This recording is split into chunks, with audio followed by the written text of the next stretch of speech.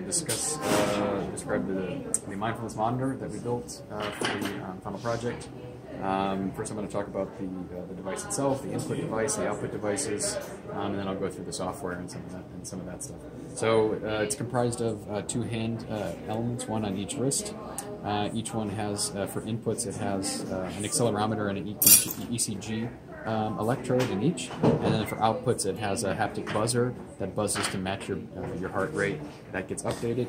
On the chest we have two respiratory belts that we built. Each one is comprised of essentially a conductive rubber band that changes resistance as it's stretched. We have two because given a breath your chest expands at different rates, whether from the chest to the abdomen, and we're taking the average of those two.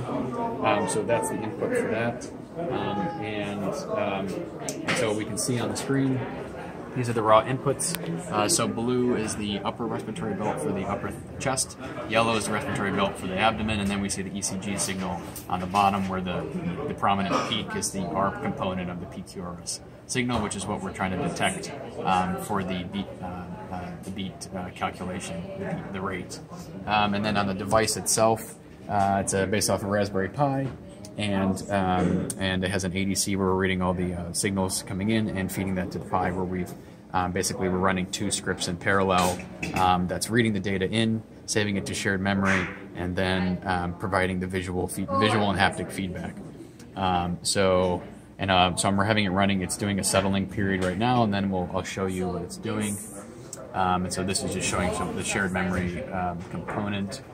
And so first what it does is a warm-up period where it lets the device settle, and what you're seeing, the color in the background is the haptic, is the visual feedback component.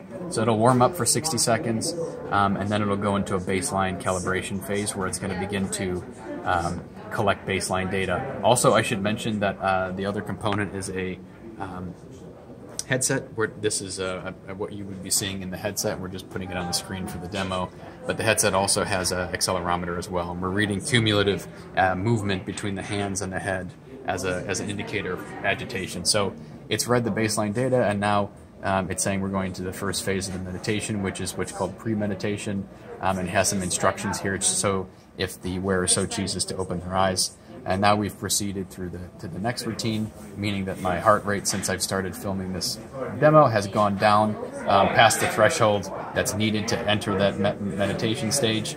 The visual feedback is essentially comprised of a function that changes the color in the background. So if you're above where you should be at this threshold, it's going to indicate a stronger orange, warmer color to try and calm you down.